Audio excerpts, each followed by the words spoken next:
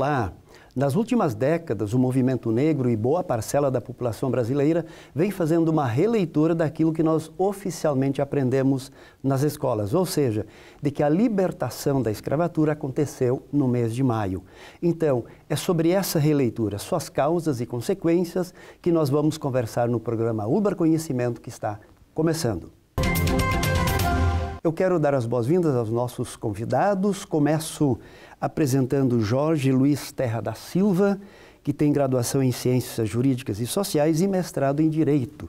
E atualmente é procurador do Estado da Procuradoria-Geral do Estado do Rio Grande do Sul. Atua em áreas como eficiência e desenvolvimento, administração pública e operacionalidade, e integra a Comissão da Verdade sobre a Escravidão Negra aqui da OAB no Rio Grande do Sul e é voluntário em diversas ações sociais. Seja muito bem-vindo, procurador. Obrigado. Também quero apresentar Laura Fernanda Zacher, que tem graduação em Ciências Sociais e é mestrando em Sociologia. Atua na Defensoria Pública da União do Rio Grande do Sul e na Comissão da Verdade sobre a Escravidão Negra da OAB Rio Grande do Sul.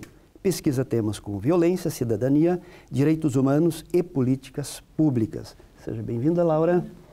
E eu começo conversando com o procurador Jorge Terra, que é o seguinte: oficialmente nós aprendemos que maio é um mês em que acontece a libertação da escravatura, mas o movimento negro deslocou essa data para novembro, especialmente 20 de novembro, onde nós lembramos da morte de Zumbi dos Palmares. Por que aconteceu esse deslocamento? Na verdade, esse deslocamento é um bom nome. Foi promovido ou foi idealizado por alguns rapazes de Porto Alegre, né? Não nativos de Porto Alegre, mas que moravam em Porto Alegre, que começou a discutir por que não ter como uma referência alguém que lutou contra a escravidão do que alguém que de alguma forma se beneficiou da escravidão. Perfeito. Né? E eles sempre batalharam por essa questão até que o movimento negro, mais precisamente o movimento negro unificado, conseguiu levar para o Brasil todo toda essa ideia e que acabou prevalecendo extraoficialmente, inicialmente, e depois oficialmente. Por incrível que pareça, em muitos municípios é feriado, é um feriado, e no Rio Grande do Sul já houve 2 ou 3 tentativas para que virasse um feriado, já que foi o local onde se idealizou isso. Perfeito. E por duas ou 3 vezes, ações judiciais impediram que isso se concretizasse. Por que dia 20 de novembro não é reconhecido no Rio Grande do Sul como em outros estados? Não é um privilégio do Rio Grande do Sul essa invisibilização do racismo no Brasil, né? Nós temos, infelizmente, ainda no século XXI, uma crença de que nós vivemos em um país com uma democracia racial e não um país que vive ainda hoje um profundo racismo nas relações estruturantes da sociedade, ou seja, é um sistema que persiste mesmo com a abolição formal da escravidão, mas um sistema que persiste nas nossas relações e nas nossas instituições através de um racismo, ou seja... Muitas vezes não visto. Não visto, ignorado. Né? Mas que sim gera benefícios para uma parcela da sociedade e imensos malefícios para outra, e malefícios que indiretamente reverberam nesses privilegiados também. É só a gente pensar na questão da violência no nosso país. No momento que a gente entende que uma juventude pode morrer, a gente entende que várias pessoas também podem morrer, e a gente vive numa sociedade violenta, portanto, para essa sociedade como um todo.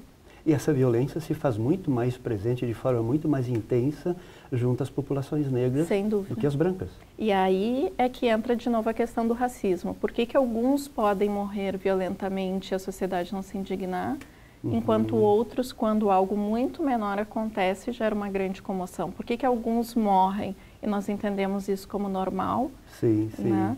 E geralmente, né, em sua grande maioria, são jovens e negros. Por que nós encaramos com tanta naturalidade a morte desses milhares de jovens? Porque, na verdade, o preconceito e racismo, isso já está, digamos, regulamentado pela legislação, mais ou menos, pelo menos, né? Mas existe alguma coisa que a gente chama de preconceito e racismo na nossa memória cultural. o que é um pouquinho mais complicado da gente trabalhar, porque depende de reeducação, mudança de paradigmas e tal. Como é que o movimento negro encara essa reeducação de toda a sociedade diante de paradigmas e valores que a Laura estava comentando? No direito nós aprendemos que o direito é fato, norma e valor, né? Uhum. O que está nos faltando, e não é só nessa questão, são valores, né? Valores no sentido de sermos solidários, termos empatia, termos compreensão de que há pessoas em sofrimento. Nós, como sociedade, como bem disse a Laura, percebemos, sabemos, mas não nos importamos, né? Uhum. Sabemos que uma boa parte da população morre mais, recebe menos, tem menos acesso a bens e serviços, tem piores condições de trabalho, mas isso não nos aflige, né? Porque não altera a nossa vida. Uhum. Talvez não é que não altere, as pessoas não têm a percepção de que altere. Isso, na verdade, é um pouco característico da nossa cultura brasileira. Sim, tem um grupo que se privilegia diante do trabalho de outros tantos. Isso reflete quase o período medieval, onde as coisas aconteciam assim. Sem dúvida. O senhor referiu à questão da lei, né? Bom, nós temos o Estatuto da Igualdade Racial, por exemplo, que não tem nenhum artigo cumprido. Nós temos leis no campo da educação que obrigam a ensinar história e cultura africana, afro-brasileira e indígena. Com relação à cultura africana e brasileira é de 2003, com relação à cultura e história indígena é de 2008, e não é cumprido por nenhum estado da federação, por nenhum município da federação, e, portanto, eles também não fiscalizam as entidades privadas, né? Nós temos disposições na Constituição, que, no seu texto original, no seu texto de 88, que obrigam a ensinar a história de acordo com os povos formadores dos povos brasileiros. Perfeito. Mas ainda temos uma cultura extremamente eurocêntrica. Sim, né? Sim. Nós temos leis de combate ao crime de racismo ou ao crime de injúria racial que estão sendo ineficazes, né? 70% das pessoas que respondem por crimes raciais, sejam eles na forma de injúria ou na forma de crime de racismo, são absolvidas. Olha só. E isso sem contar que, como a pena mínima é de 1 a 3 anos e multa, como a pena mínima é de 1 ano, o Ministério Público é obrigado a ofertar a transação, que popularmente seriam cestas básicas, né? Então, nós temos uma ineficácia muito grande. Bom, não é muito divulgado, mas o nosso Código Penal está sendo reformado. E foi constituída uma comissão de notáveis. Uhum. E que trouxeram algumas novidades, como a eutanásia e outras questões. Quando chegou nessa questão dos crimes raciais, eles fizeram o quê? Eles reproduziram parte dessa lei que leva a 70% da absolvição e mais o Código, que também leva a 70% da absolvição, sem nem considerar a eficácia, ou melhor, a ineficácia da lei atual, né? Então, o que nós vivemos é o que se tem entendido como um grande estereótipo, né? Uhum. Como já foi dito pela Laura, nós vivemos o mito de que nós somos uma sociedade miscigenada, harmonizada. Perfeito, e que racismo não há. Portanto, se racismo não há por que ter leis que se preocupem com isso, não há por que ter estruturas que se preocupem com isso, e não há por que discutir essas questões no campo da política, no campo do direito, no campo da moral, né, que é onde estão os direitos humanos, né? Então, todas as vezes que alguém provoca essa discussão, é essa pessoa que quer desagregar uma nação unificada. O que nós ainda não compreendemos é que nós não vamos chegar ao desenvolvimento que nós sempre prometemos, né? Sim, desde pequeno, sempre ouvimos, esse é o país do futuro, né? Sempre do futuro. Desde o tempo das propagandas do sapato Vulcabras, né? E esse futuro não chega nunca. Sim. Talvez a gente não tenha percebido ainda que nós só vamos chegar a esse desenvolvimento prometido e desejado quando todos nós formos juntos, né? Quando uma parte for, né? Nós temos alguns dados socioeconômicos dentro de Porto Alegre ou dentro do Rio Grande do Sul que se equiparam à Europa. Né? Então, exemplifica esses índices. Tem alguns dados com relação à qualidade de vida no bairro Moinhos de Vento, em Porto Alegre, por exemplo, que se equiparam, já houve reportagens, inclusive, sobre isso, com relação que se equiparam a cidades europeias. Né? Ao mesmo tempo, nós temos outras regiões da mesma cidade, né? que não tem água, que não tem transporte, que não tem isso e não tem aquilo. Não tem equipamentos urbanos. Né? Sim, sim. Aliás, o Bresser Pereira já escreveu sobre isso, né? Que o nosso maior problema é a desigualdade. Né? E eu estou cada vez mais convencido disso, de que a desigualdade, ela acaba sendo um efeito, mas também muitas vezes ela é uma causa de numerosos problemas que nós teimamos em não enfrentar. Muito bem, nós vamos agora para o quadro Ciência em Foco, depois do intervalo, e já voltamos. O Ciência em Foco de hoje é sobre a mulher negra e o mercado de trabalho. É sabido por todos nós que nós vemos, historicamente falando, de uma sociedade onde os cargos, né, de trabalho eram ocupados, em sua maioria, por homens. Né, isso desde os primórdios da humanidade. E as mulheres ficavam mais ao lar, cuidando dos filhos, enfim. Né? Então, devido a isso, com certeza, né, até que a humanidade tivesse uma evolução, gradativamente poderia ser demorado. Mas hoje nós já estamos em 2018 e esse problema, essa problemática já deveria ter sido resolvida, porque nós falamos que somos uma sociedade tão inovadora, né, tão tecnológica, aceitamos tantos tipos de diversidade. Então, esse tema já deveria ter sido resolvido e nós já deveríamos estar tratando, né, de forma igualitária. Aqui no curso de administração da UBRA, a gente tem atividades de pesquisa e extensão que já trabalham essas linhas, né, de mulher no mercado de trabalho, trabalho do gênero, raça, e é um trabalho bem interessante. A sociedade vem para dentro, a gente discute, os alunos também trazem propostas. Desta forma, a gente consegue, então, trabalhar melhor e entender o contexto da mulher, né, no mercado de trabalho e tentar reverter esse quadro que hoje é realmente crítico. Né? Então, a gente, dentro da universidade, usa muitas temáticas e usa a extensão e pesquisa para que os alunos entendam que, na prática, é uma situação emergente e que precisa de um olhar de todos.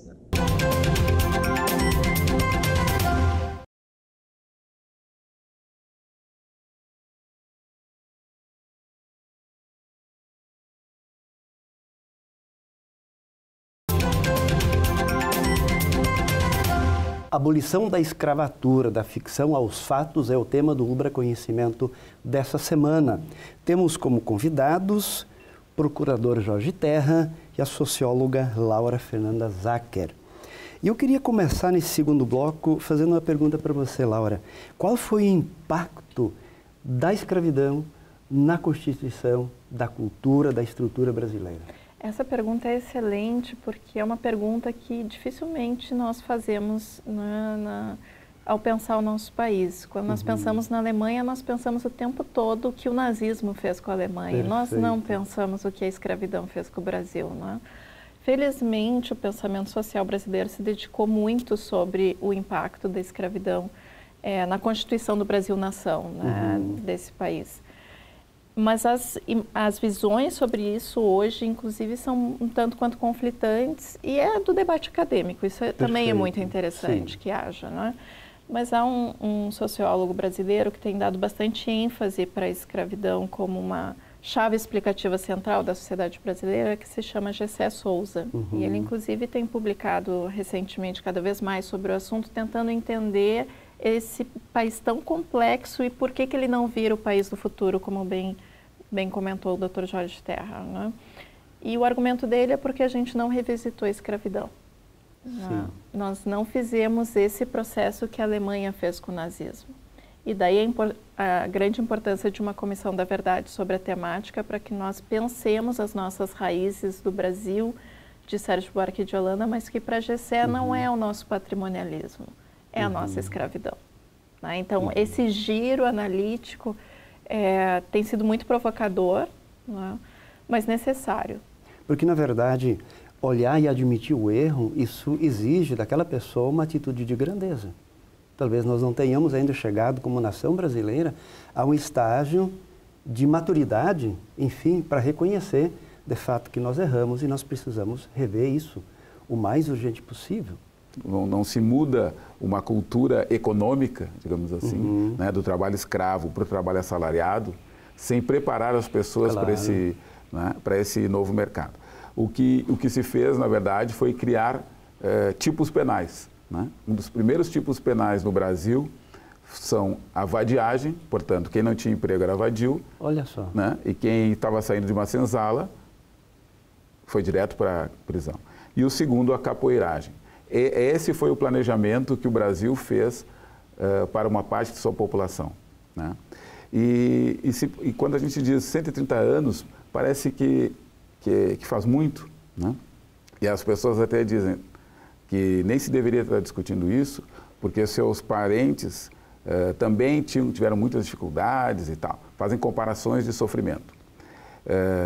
Eu gosto de lembrar uma questão bem simples. A minha avó é de 1910. O meu avô é de 1907. Façamos as contas e vamos verificar que eles estavam bem próximos da abolição da escravatura. Sim. Né? Sim. A caminhada do meu avô ou dos meus antecedentes até chegar a essa cadeira que eu estou aqui nesse momento, né? E a cadeira que eu ocupo na Procuradoria, e a cadeira que eu ocupo na OAB, né? É uma caminhada curta em termos de história. E nós não podemos esquecer que eu trago nas minhas costas, e muitos negros trazem nas suas costas, mais de 300 anos de uma vida bem diferente desta. Exatamente. Então, nós temos um compromisso de mudança como a sociedade brasileira toda. Como um todo tem. E a gente ainda encontra resistências. Então, a Comissão da Verdade tem esse foco, que é mostrar aos senhores, mostrar às senhoras, mostrar a toda a sociedade os compromissos que nós todos temos com a mudança. Ainda aqui em Porto Alegre, com dados da FEE, nós sabemos que os homens negros recebem menos do que os homens brancos. Na mesma função. Na mesma função. Olha só. Nós consideramos um absurdo taxas de 10% de desemprego, desculpe. Os negros e negras na região metropolitana de Porto Alegre, eu não estou falando de Ferguson, região metropolitana de Porto Alegre, há mais de 5 anos enfrentam taxas de 12%. E isso, para nós, não faz a mínima diferença. Né?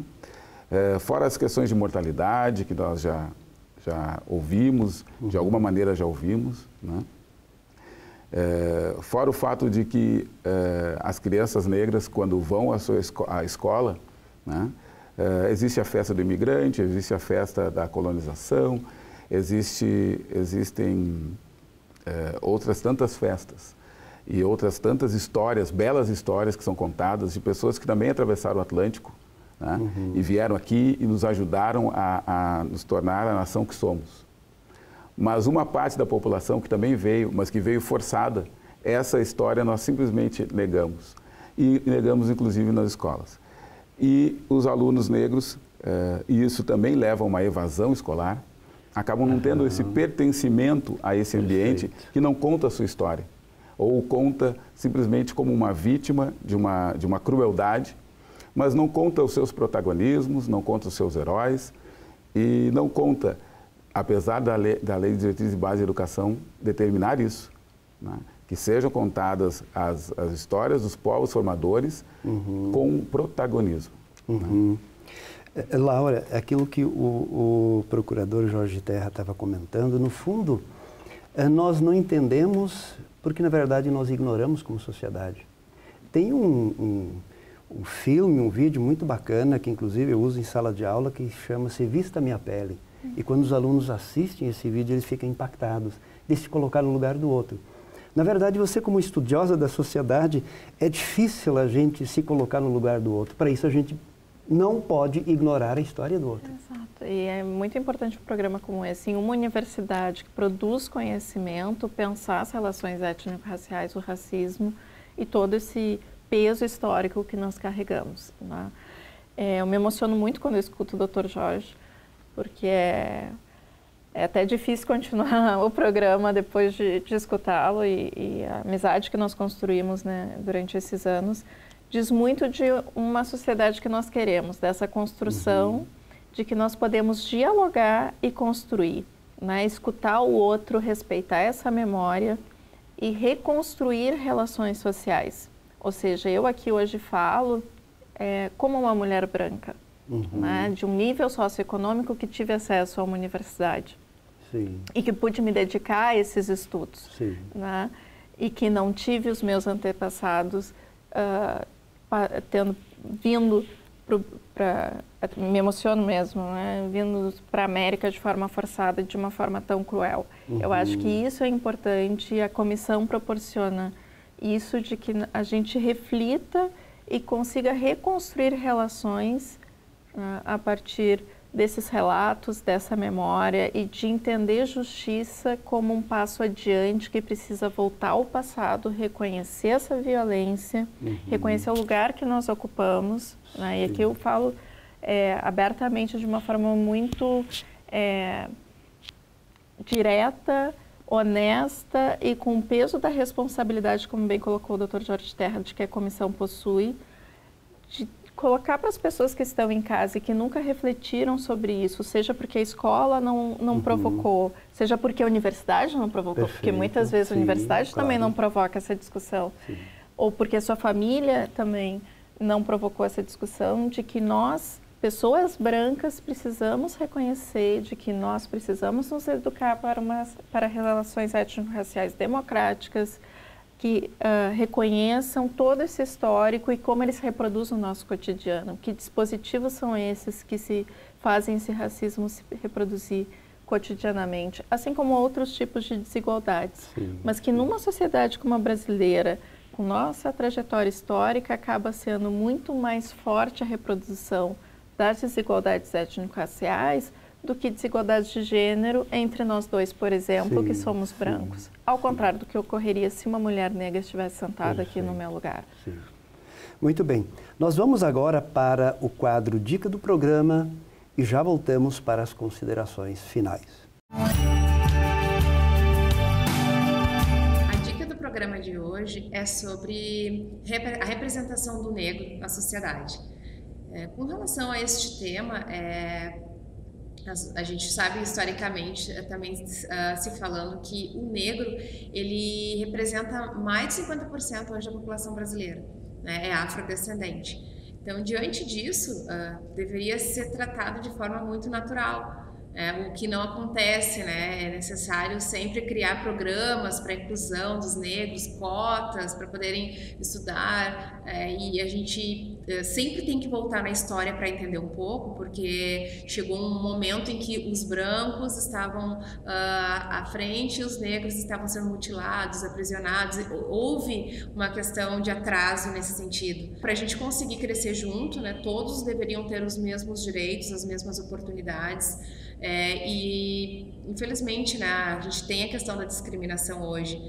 Talvez a ideia seja trabalhar um pouco a antidiscriminação, o antirracismo para aquelas pessoas que ainda pensam assim e que acabam travando um pouco a evolução plena, né, da nossa sociedade. E a gente precisa realmente criar estratégias, né, evoluir nossos pensamentos para que a igualdade e os direitos humanos sejam aplicados realmente na prática de forma natural. Abolição da escravatura, da ficção aos fatos, é o tema do Ubra Conhecimento dessa semana. E nós vamos agora para o recado final dos nossos convidados, socióloga Laura Fernanda Zacher. O seu recado final? Eu gostaria de deixar então um convite à reflexão em alusão aos 130 anos da abolição da escravidão no nosso país, que as pessoas entendam que é uma questão de todos e todas nós, e a comissão, na verdade, está aí para acolher essas reflexões e propor transformações para a sociedade brasileira, para que nós alcancemos um futuro, de fato, melhor para todos e todas, especialmente para a população negra. E isso passa pelo reconhecimento de nós, pessoas brancas, da importância de encararmos essa questão de frente. Então, deixo contato para que nos acompanhem nas redes sociais da Comissão da Verdade e colocando a nossa instituição também, a Defensoria Pública da União, à disposição para continuar com o debate com a universidade. Muito obrigada. Bem. Procurador Jorge Terra, o seu recado final. Eu agradeço a oportunidade e, mais uma vez, reforço que a comissão é mais do que são os membros, né? Na verdade, como sociedade, nós devemos nos converter numa grande comissão. Uma comissão que reveja seus procedimentos diários, no seu ambiente de trabalho, em casa, na escola. Nós precisamos realmente repensar qual o nosso papel como cidadão, né? Que contribuição estamos dando para que tenhamos uma sociedade melhor, uma sociedade diferente e aí sim uma sociedade justa, democrática e solidária. Sem nós tratarmos da questão da igualdade racial, eu não acredito que nós tenhamos esse projeto de nação que tanto nos faz. Né? Eu, portanto, coloco a comissão à disposição e também espero que a sociedade nos procure, como tem nos procurado, por e-mail, por telefonemas. As pessoas têm procurado a comissão e se colocado à disposição. Então, eu espero que esse seja um grande movimento. A OAB pretende que que não se encerre aqui. Nós temos, na verdade, esse trabalho é um primeiro passo. Depois nós vamos para as disputas, para as discussões, para os consensos e também para os dissensos. Mas o que nós precisamos mesmo é da participação das pessoas. E esse não é um movimento dos negros, é um movimento da sociedade. Portanto, é importante que todos venham, que todos compareçam, que todos opinem e que todos estejam dispostos a refletir sobre a sua situação, sobre a sua posição e sobre a sua capacidade de auxiliar na melhoria do nosso nível civilizatório. Ok, muito obrigado, Procurador Jorge Terra, por essa conversa. Muito obrigada, socióloga Laura Fernanda Zacher. Muito obrigado você pela companhia e nós nos encontramos na próxima semana para mais um Ubra Conhecimento. Até lá!